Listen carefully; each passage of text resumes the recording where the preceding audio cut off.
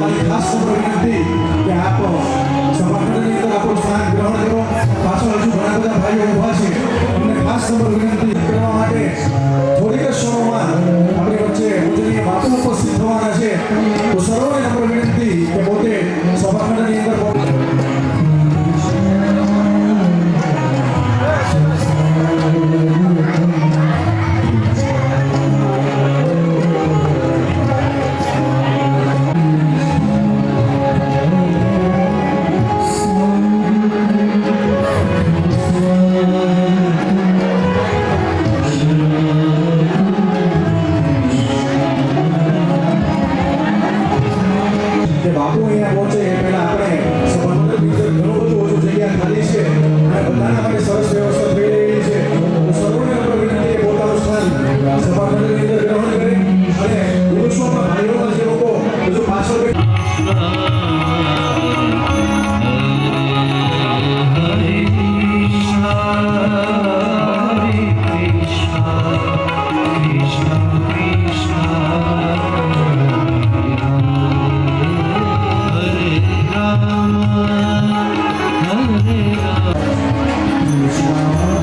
જય સિયારામ બાપુ આપ પધારો જય સિયારામ આપણે જોરદાર તાલીમના નાદ સાથે બાપુનું સ્વાગત કરીશું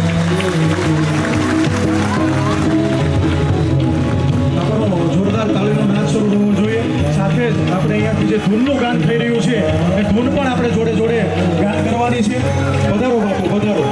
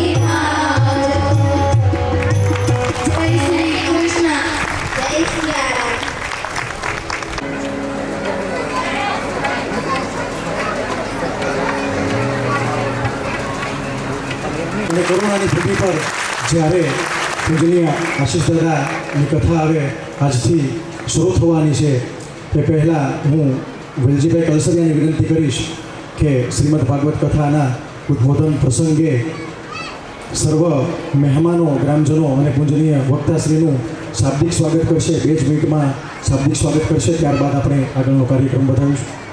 નમો નમઃ. તલગાજડાના આંગણે શ્રીમદ ભગવત કથાના શરણોમાં વંદન તથા અમારી પૂજ્ય બાપુની પાવન ભૂમિના આ તીર્થ ક્ષેત્રમાં પૂજ્ય બાપુના શરણોમાં પણ વંદન. બાપુ સામે બોલવું સૌભાગ્યની વાત કહેવાય, પણ ઊભું રહેવું એ તે ખૂબ દુઃખદ આપણે પગ ધરવું છે. અમે આશીષ દાદા નસીબદાર છીએ કે પૂજ્ય બાપુની પાવન ભૂમિમાં અમે સૌ આજે ભાગવત કથાનું પારાયણ આપ વક્તા હો બાપુની સાથે. અમારું ગામ કેટલું ભાગ્યશાળી છે, આજે સમસ્ત ગામ અમે બાપુની સાથે ભાગવત કથા શ્રવણ કરીએ છીએ. બાપુ એક દાતા સુરત હોય, અમદાવાદ હોય, બધા જના નામ ન લેતા, બધા જ દાતાનો હૃદયપૂર્વક આભાર માનું છું. એક સ્વયંસેવકનો આભાર માનું છું. સાથે સાથે એક નાની એવી વાત પણ કરું છું કે વર્ષોથી સાંભળતા આવીએ છીએ આપણે કે ભાગીરથી ગંગા મૈયા અનેક જીવોને મોક્ષ આપે છે. એમાં સ્નાન કરવાથી આપણા પાપ પણ નષ્ટ થતા હોય છે. બાપુ અવસર આવ્યો એટલે એક અચાનક કહેવાનું મન થાય કે રામકથાના પ્રતાપે, પોથીના પ્રતાપે, આપના પ્રતાપે લાખો જીવો એમના અંદર મેલ ન પ્રવેશે અને જીવિત મોક્ષ મળે એવું કોઈ રામાયણની અંદર જો કોઈએ કરી વાત કરી હોય તો બાપુ એ આપશો. સાથે સાથે બાપુએ છોકરાઓ ઉપર ભરોસો કર્યો અને આવડું મોટું ભગીરથ કાર્ય ગામે, સમસ્ત ગામ, અમે કોઈ વ્યક્તિ, સમસ્ત ગામ, ખાસ કરીને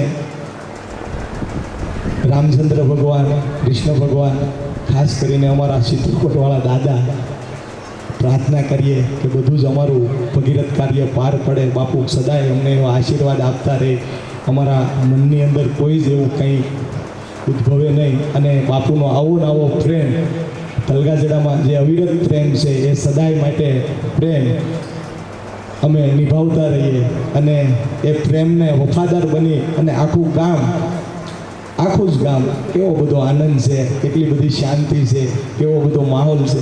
એક વાત એ પણ કહેવાનું મન થાય કે જ્યારે માનસ ત્રિભુવન હરિભાઈ યજમાન હતા ત્યારે બાપુએ એક વાત કરેલી કે તલગાજડાના એક ખૂણામાં એક કથા બાકી છે. આજે તો કદાચ નાના મોઢે મોટી વાત થાય બાપુ, એવું લાગે કે ગામ સમસ્ત એ કથા પણ તમે આપશો તો આ ગામ ખરેખર પાછું નહીં પડે. બાપુ થોડોક સ્વાર્થવાળી વાત થઈ ગઈ કે પણ માફ કરજો. જોયું ખૂબ બધા જનો રાજીપો છે. આવો રાજીપો, આવા આશીર્વાદ અમારા ઉપર સદાય રહે. શરદ દાદાની વાત કરું તો શરદ દાદાનો આશીષ દાદા પછી જ્યારે મુહૂર્તનું થયું પછી એક દિવસ ફોન આવ્યો કે ભાઈ મારા 51,000 રૂપિયા કથા નિમિત્તે તું લખી લે. આશીષ દાદા દ્વારા નંબર વાત થઈ. મેં કીધું નહીં દાદા, તમારે આશીર્વાદ દેવાના છે. મને કે હું રામ ભરોસે મોકલું તારે. મેં કીધું નહીં, મારા બાપ અમારે ખૂબ પૈસા આપ્યા, એની કરતાં મોટા અમારા આશીર્વાદ અમારા બાપના છે, એટલે અમારે કોઈ બાબત કાંઈ મૂંઝાવાનું રહેતું નથી. વિશેષ કાંઈ નહીં, બાપુનો જે રાજીપો છે એ જ અમારું સુખ છે. આવું સુખ સમસ્ત તલગાજડા ગામ પર સદાય રહે એ જ હનુમાનજી દાદાના શરણોમાં, બાપુના શરણોમાં અને વ્યાસપીઠના શરણોમાં પ્રાર્થના કરું છું. અસ્તુ. જય શ્રી કૃષ્ણ.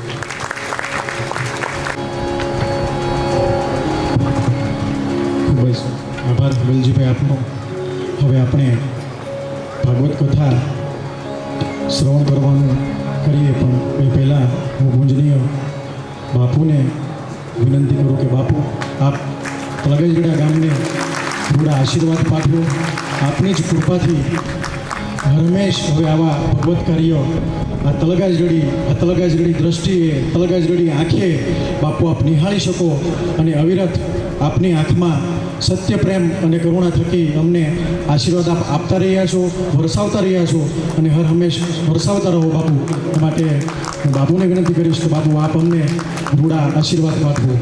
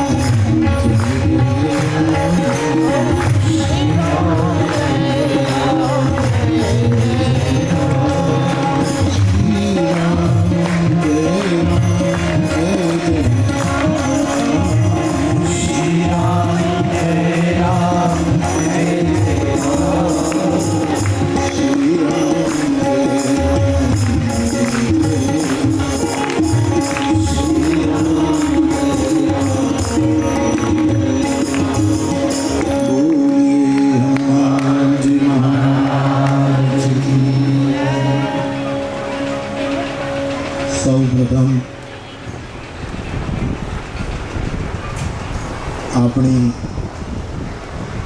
આ તલગાજગડી ભૂમિને પ્રણામ.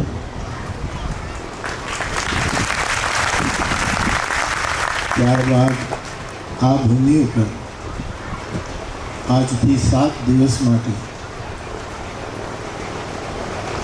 જે વૈશ્વિક વ્યાસપીઠ એની સ્થાપના થઈ છે એ વ્યાસપીઠને મારા પ્રણામ.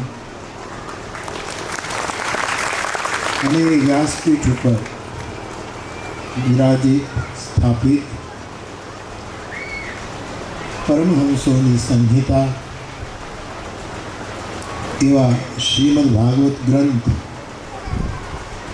એને મારા પ્રણામ. અને એ શ્રીમદ ભાગવત નું કથામૃત આપણા ગામને અને સૌને 7 દિવસ માટે અમૃત પાન કરાવવા માટે વ્યાસપીઠ પર વિરાજમાન અમારી કથા જગતના એક યુવાન અને સફળ કથાકાર પૂજ્ય આશીષ દાદા. કદાચ એને આશીષ દાદા કહું એ ગમે નહીં, પણ એકલા હોઈએ ત્યારે હું એને ગમે તે તુકારો પણ કરી લઉં, પણ અત્યારે વ્યાસપીઠ ઉપર બેઠા છે એટલે એમને મારા પ્રણામ. એમની સાથે પરિવારજનો આવ્યા છે, શરદ દાદાને એમને પણ આવકાર. અને વ્યાસપીઠની સાથે શ્રીમદ ભાગવતજીનું ગાયન કરવામાં જે સંગીતના સાધકો એમાં સાથ પુરવાના છે એ બધાને ખૂબ ખૂબ ધન્યવાદ, એમનું સ્વાગત કરું છું.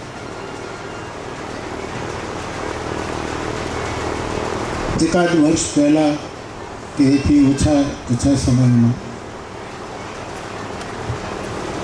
ગાયને ઘરે 84 અથવા તો બધાનું જમણવાર હતું અને હું પણ ત્યાં પ્રસાદ લેવામાં હાજર હતું. ત્યારે મેં વિનય કરેલો,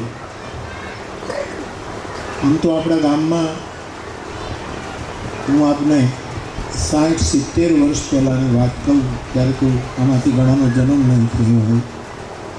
આપણા ગામમાં દર વર્ષે શ્રીમદ ભાગવત કથા થતી. એ સમયના ભાગવતના વયોવૃદ્ધ કથાકાર આપણા જગજીવન દાદા પંડ્યા, જે વૈદ પણ હતા અને ભાગવતકાર હતા,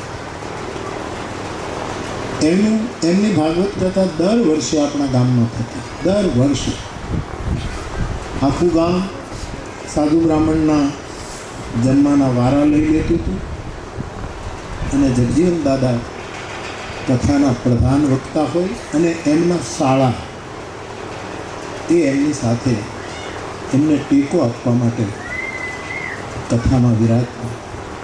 એ કથાઓ મેં નાનપણમાં સાંભળેલી છે. ત્યાર પછી દાદા નિર્વાણ પામ્યા, એ થોડો ક્રમ બંધ પડ્યો, પરંતુ અમુક વર્ષો પછી આપણે એ ક્રમને પાછો જીવિત કર્યો અને આપણા ગામમાં આપણી પ્રાથમિક શાળાના કમ્પાઉન્ડમાં દર વર્ષે ભાગવત, રામકથા, કોઈ પણ કથાનું આયોજન થતું હતું અને એ બાને હું 9 દિવસ સામે બેસીને ભગવત કથાનું શ્રવણ કરી શકતો હતો. રાતના પ્રોગ્રામો રહેતા હતા. એ વખતે 2 સમય કથા ચાલતી હતી. એ ક્રમ ઘણા વર્ષો ચાલ્યો. પછી મારી થોડીક વ્યસ્તતાને લીધે એ ક્રમ તૂટ્યો. ક્યારેક કોઈ પરિવારની પારિવારિક કથા ગામમાં હોય, આપણા ગામના જ શાસ્ત્રી, રેવા દાદાના પરિવારના આપણા ગામના જ શાસ્ત્રીજી મગન દાદા, છગન દાદા કથા વાંચતા. એ કથાઓ થતી હતી. વર્ષો પહેલાં 108 કથા દુલા દાદાની વાડીમાં આપણે થયેલી રામકથા વર્ષો થઈ ગયા. પછી એક કથા થયેલી, પછી માનસ ત્રિભુવન કથા થઈ. એટલે જ્યારે 84 હું જમવા ગયો ત્યારે મેં આ છોકરાઓને, ગામના બધા જ વડીલોને વિનય કર્યો કે દરેક ગામમાં વર્ષે એક વખત ભાગવત, રામકથા, દેવી ભાગવત, શિવ પુરાણ, કોઈ પણ સદગ્રંથનો સત્સંગ થવો જોઈએ દરેક ગામમાં. પરંતુ બીજા ગામની જવાબદારી આપણે ન લઈ શકીએ, પણ તલગાજરડામાં તો થવું જ જોઈએ. અને આખું ગામ જો સાથે મળીને આવો એક જ્ઞાન યજ્ઞ યોજે તો એમાં કોઈને કાંઈ વધારે બોજ પડે એવું પણ ન હોય અને એ થવું જોઈએ. અને આ છોકરાઓને મેં કહ્યું કે આયોજન તમે કરો, કાંઈ પણ મુશ્કેલી હોય તો હનુમાનજી બેઠા છે, એ આપણું બધું પૂરું કરશે. પરંતુ છોકરાઓનો ઉત્સાહ કોઈના નામ નથી લેતો, પણ મારી નજરમાં અને મારા મનમાં બધા જ છે. આ બધાનો જે ઉત્સાહ અને હું જે કંઈ કહું એ કરવાની એ લોકોની એ જ રીતે તત્પરતા, એને લીધે આવું એક સુંદર સાત્વિક વાતાવરણ યોજાયું છે. મેં એમ કહેલું કે ભાઈ આપણો તો પ્રભુ પ્રસાદ ચાલુ જ હોય, જે કોઈ આવે બધા પ્રસાદ લેતા હોય, એટલે કથા કામ કરે, પણ પ્રસાદનું ત્યાં રાખો. છોકરાઓ કે નહીં બાપુ ત્યાં હોય એને અહીંયા મૂકવું. એક જ છે, અહીંથી ત્યાં આવો કે ત્યાંથી આવો, કાંઈ જુદું છે નહીં. પણ એટલો ઉત્સાહ મેં જોયો આ છોકરાઓમાં. અને સુરત ગયા આપણા ગામના લોકો પાસે આ તે, અને બધાએ બહુ જ સારી રીતે વિતજા સેવા કરી છે. મેં 2-3 વખત વચ્ચે પૂછ્યું કાંઈ તકલીફ તો નહીં બાપુ, ધાર્યા કરતાં વધારે બધું પ્રભુની કૃપા થઈ છે. એટલે હૃદયનો સાચો ઉત્સાહ આ ઉત્સવના મૂળમાં છે. પછી વાત આવી, મને કહે તમે શાસ્ત્રી બાપા તમે ગોતી આપો. મેં કીધું કંઈ દરિયામાં થોડા છે બધા મારું ગોતવા જવું પડે. જમીન ઉપર વિચરણ કરે છે, બધાની ફોરમ છે, બધાની ભગવત કૃપાથી એક મોટો વિસ્તાર છે. મેં કહ્યું કે હું તારીખ અને શાસ્ત્રી બાપાને તારીખ આપીશ ને પછી શાસ્ત્રી બાપા માટે આપણે વિચારશું. તો મારા મનમાં શું હોય કે ગામને રસ પડે, છતાંય આધ્યાત્મિકતા અને ભાગવતના મૂળ રહસ્યો મારા નાના માણસ સુધી પહોંચે અને છતાંય એનો રસ ભંગ ન થાય એવા કોઈ વક્તા આપણને મળે. એટલે હું શોધતો હતો અને એમાં વળી પાછા બધા આવ્યા અને મને એમ કહ્યું કે શરદ દાદાના દીકરા એમની મેં કીધું બહુ જ ઉત્તમ વિચાર છોકરાઓ તમે કર્યો. કારણ કે અમારે વક્તાના જગતમાં વક્તવ્ય તો બધા જ આપતા હોય છે, ભગવાનની કૃપા હોય, પ્રભુની કૃપા હોય તો વાણી તો બધાની પાસે છે. પરંતુ વાણીના પ્રમાણે સરળતા અને એનું શરીર બ્રાહ્મણનું છે છતાંય સાધુતા એ બહુ મોટી વસ્તુ છે. અને એવું નામ જ્યારે આવ્યું ત્યારે હું બહુ રાજી, કારણ કે હું બહુ નજીકથી જાણું ઓળખું, બધી જ મને દેશ વિદેશમાં એમની ફોરમ છે. તો મેં કહ્યું કે આ તો બહુ જ ઉત્તમ કામ કર્યું, તમે સમય પૂછો અને દાદાની પાસેથી જાણી લો કે આ સમય ખાલી છે, કારણ કે એ પણ પોતે વ્યસ્ત હોય. સૌએ કહ્યું અને દાદાએ પોતાની તારીખોને આઘી પાછી કરીને, એટલે 5-6 દિવસ હું અહીંયા હોઉં ત્યારે કથા કરવાનો ગામનો આગ્રહ, અને મને પણ ઈચ્છા થાય કે હું અહીંયા હોઉં તો અડધો કલાક 1.5 કલાક રોજ થોડું શ્રવણ કરું, અને હું અહીંયા હોઉં તો મને વધારે રાજીપો થાય. એટલે એવા દિવસો કાઢ્યા અને આપે એને તુરંત સ્વીકૃતિ આપી. એ તલગાજરડા તરફનો આપનો સદભાવ એનું પ્રમાણ હતું. એટલે બહુ જ રાજી હતી, બહુ જ પ્રસન્નતા હતી. મેં બધાને કહ્યું કે ભાઈ બધું, અને આ છોકરાઓએ આટલું સુંદર સાત્વિક આયોજન કર્યું છે, અને આખું ગામ આજે પોથી યાત્રામાં શ્રવણ કરવામાં આવું આયોજન, મોટી મોટી કથાઓ થઈ ત્યારે તો હોય ચાલો, પણ આપણા ગામ પૂરતી આટલું સાત્વિક આયોજન કદાચ હું પહેલી વાર જોઉં છું. સુંદર વાતાવરણ સર્જાયું છે, બધાને હરિહર માટે ખુલ્લું રસોડું છે, બધી જ વ્યવસ્થા અહીંયા થઈ છે. અને આપ પધાર્યા એ મારા તરફનો સદભાવ તો આપને હોય જ, એ તો હું જાણું, સવાલ જ નથી. મેં હમણાં હું ત્યાં ગયો ધરમપુર દાદાને, ત્યાં વ્યાસ તીર્થનું ભૂમિપૂજન હતું શરદ દાદાનું, ત્યારે મેં કીધું કે આમ તો અમે પાડોશી છીએ કુંભણ અને તલગાજરડું, પણ શરીરથી દાદા ક્યાંક ફરતા હોય, બધા કથામાં રોકાયેલા હોય, હું એ ક્યાંયનો ક્યાંય ફરતો હું, પરંતુ શરીરથી અમે જુદા હોઈએ પણ અમે આત્માથી બધા એક છીએ. અને તેથી શરદ દાદાના પરિવારનો એક સુપુત્ર ભાગવત લઈને તલગાજરડામાં આવે એનો તમને તો આનંદ હોય, પણ બધા કરતાં વધારે તમારા મોરારી બાપુને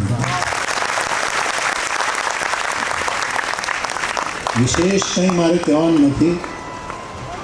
ભાગવતનું મહાત્મય કે જે કંઈ ક્રમ હશે તે શરૂ થશે. ભાગવત વિશે તો આપ જ કહી શકો, હું એમાં વધારે બીજું કાંઈ ન કહી શકું, પરંતુ કથા છે એ મહા છે.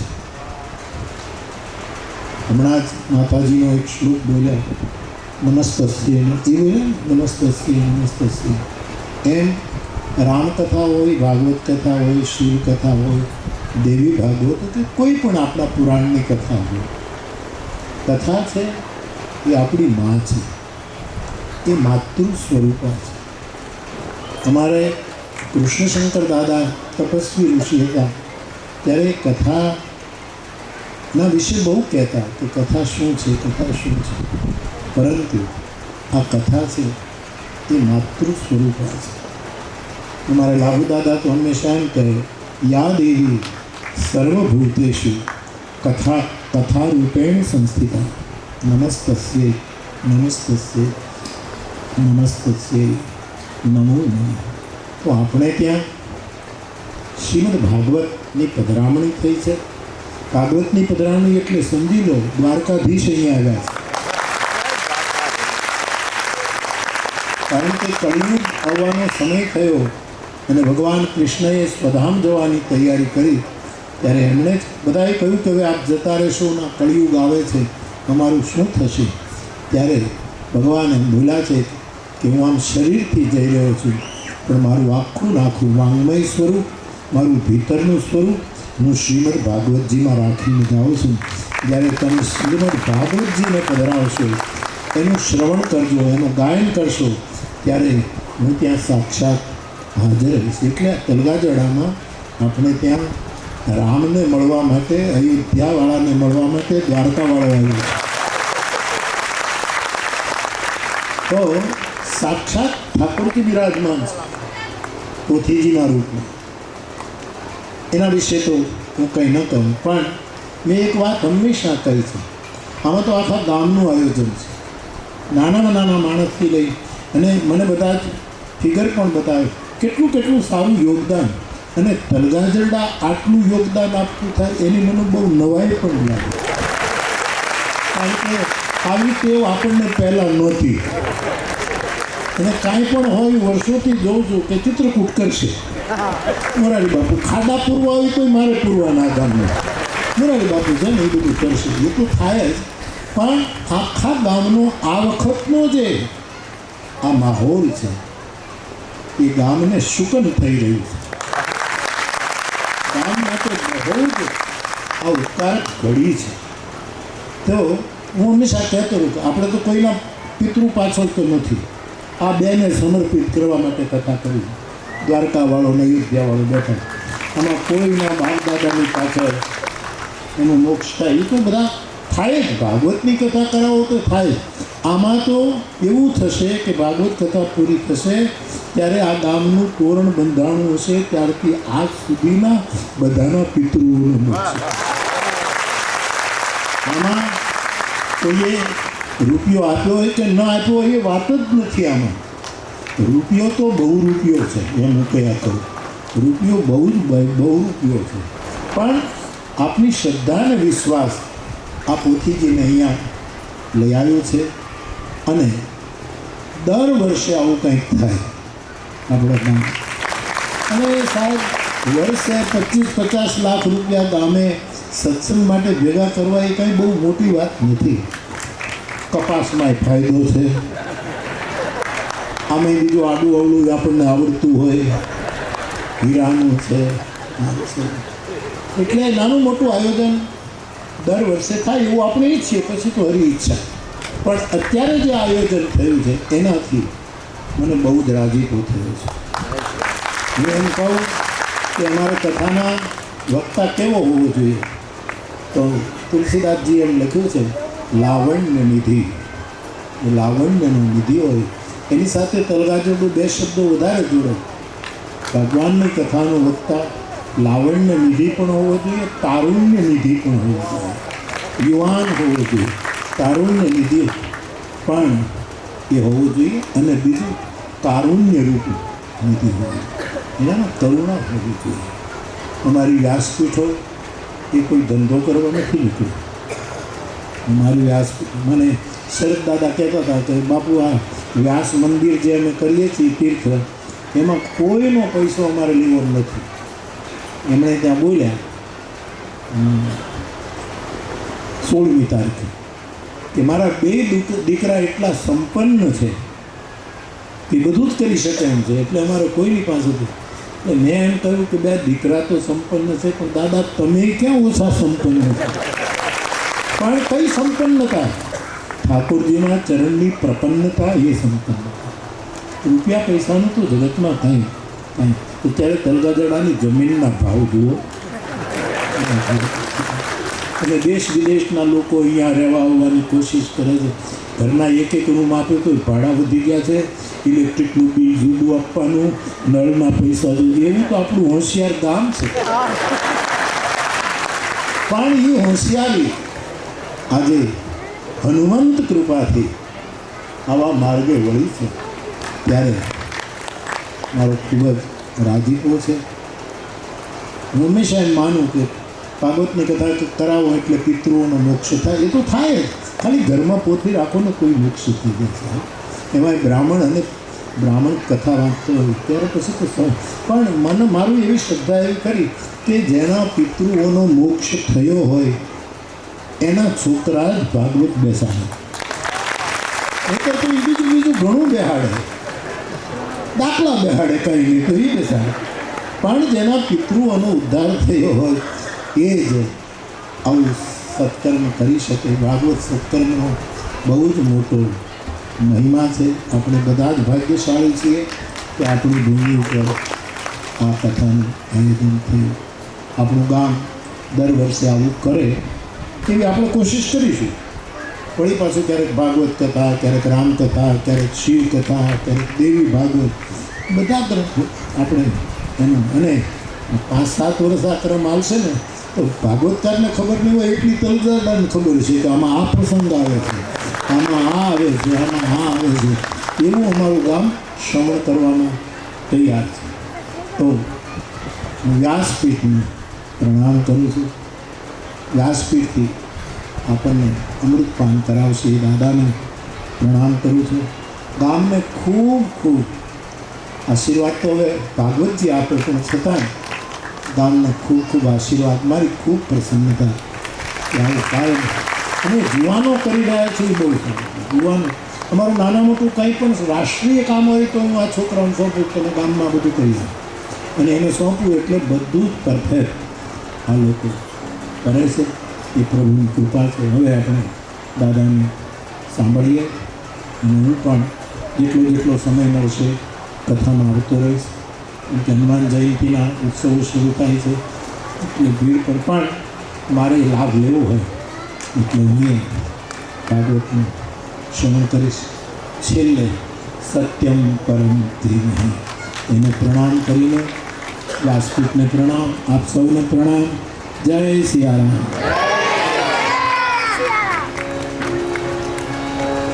દાદાની જે અમૃતવાણી છે એનું આપણે શ્રવણ કરીએ અને પૂજનીય આશીષ દાદાના મુખ્યથી આપણે ભાગવત ભગવાનના આશીર્વાદ લઈએ. પૂજનીય આશીષ દાદા.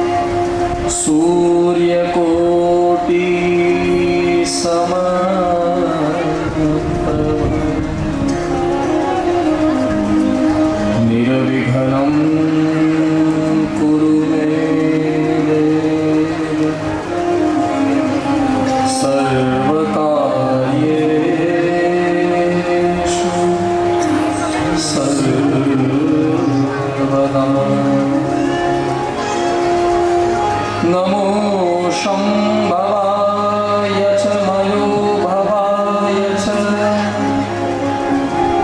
नमः शङ्कराय च मयस्कराय च नमः शिवाय च शिवतराय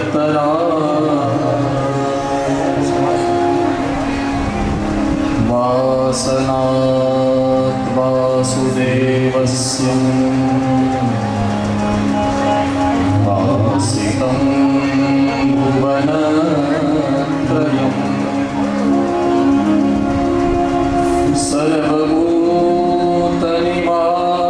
सर्वभूतनिवासोऽसि वासुदेव श्रवणत्वगादिं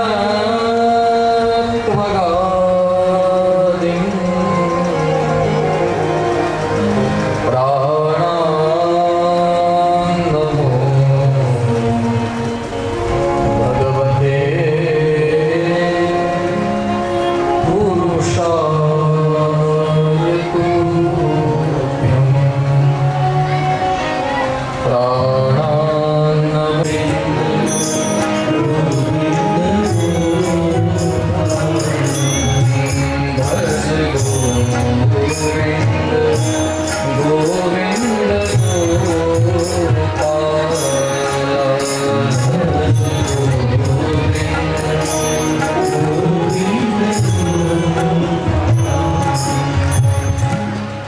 बालकृष्ण भगवान की जय।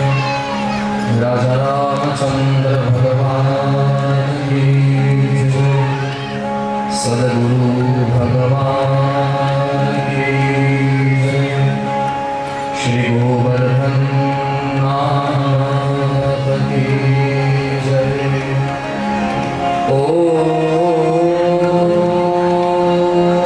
नमः पार्वती पतये हर हर महादेव। यं प्रव्रजन्तमपेतकृत्यं द्वैपायनो विरहकातर आजुहाव पुत्रेति तन्मयतयान्तरभुविनेषु स्वं सर्वभूतहृदयं मुनिमानतोऽस्मि। नमोऽस्तु ते व्यासविशालबुद्धे पुण्डारविन्दाय पत्रनेत्र येन त्वया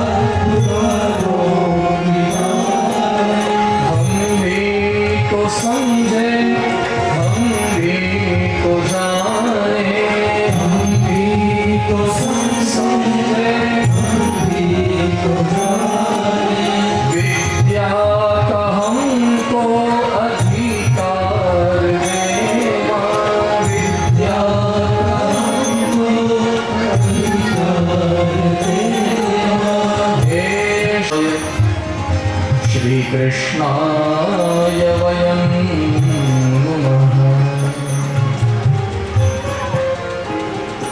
भगवान रामकृष्ण परमात्मा की अत्यंत अनुकंपा ભગવાન કૃષ્ણનું વાંગમય સ્વરૂપ એવા શ્રીમદ ભાગવતજીની પૂર્ણ કૃપા અને આપણા સૌના પ્રિય પૂજ્ય બાપુના અત્યંત સસ્નેહ અનુગ્રહ આજથી ઠીક 7 દિવસ સુધી આપણે એવા શાસ્ત્રનું શ્રવણ કરવા જઈ રહ્યા છીએ.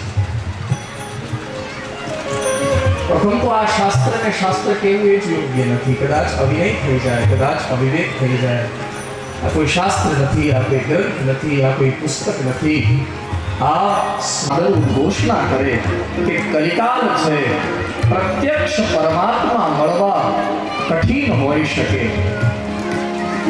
પણ આ કલિકાલમાં એક વસ્તુ બહુ નિર્ણિત છે કે કલિયુગમાં જેને નામ મળી જાય એને સમજવાનું મને રામ મળી ગયા છે, અને કલિયુગમાં કથા મળી જાય એને સમજવાનું મને કૃષ્ણ મળી ગયા છે. આનાથી તિલક પરમાત્મા ક્યાં શોધવા જશે? એટલે એવું આ શાસ્ત્ર, અને એ પણ જે ભૂમિમાં બેસી અને આપણે સૌ શ્રવણ કરી આ ભૂમિની રજને, આ ભૂમિની મૃતિકા એટલે માટીને આખું જગત જ્યારે વિશ્વ પર જ્યારે આખું વિશ્વ પોતાના મસ્તક પર ચડાવે, આ સ્થાનમાં નિવાસ કરવા મળે તો ભક્તોને એમ લાગે અમે કલ્પવાસ કર્યો, અમે તીર્થવાસ કર્યો. ઇતિહાસ અને એમાં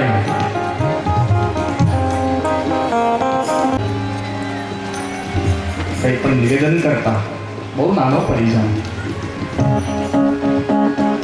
હમણાં એક તો ધરમપુરમાં વિનય કર્યો કે મારા પિતાજી શરદ દાદા બાપુ તમને બાપુ કહે છે, તો અમારે તો તમને દાદા કહેવા જોઈએ. બાપુ કહે છે મારા પિતાજી, અમારે તો એમનો ભાવ એમના આપના ચરણોમાં શતકોટી નહીં, જેટલા વંદન કરીએ એટલા ઓછા છે. તો આવા શાસ્ત્ર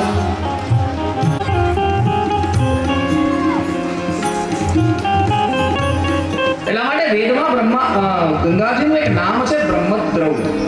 બ્રહ્મદ્રવીભૂત થયા. એ બ્રહ્મને જ્યારે મનુષ્ય આકાર ધારણ કરવાની ઈચ્છા થઈ અને લીલા કરવાની ઈચ્છા થઈ, ત્યારે ભગવાન કૃષ્ણ બનીને આ ધરા પર અવતર્યા છે. પણ એ બ્રહ્મને જ્યારે શબ્દનો આકાર ધારણ કરવાની ઈચ્છા થઈ, ત્યારે સ્વયં ભાગવત બનીને આ ધરા પર પ્રગટ્યા છે. એવા આ શાસ્ત્રની ચર્ચા. આપણે તે અધ્યાત્મએ ભગવાનના 2 સ્વરૂપોની ચર્ચા કરી છે.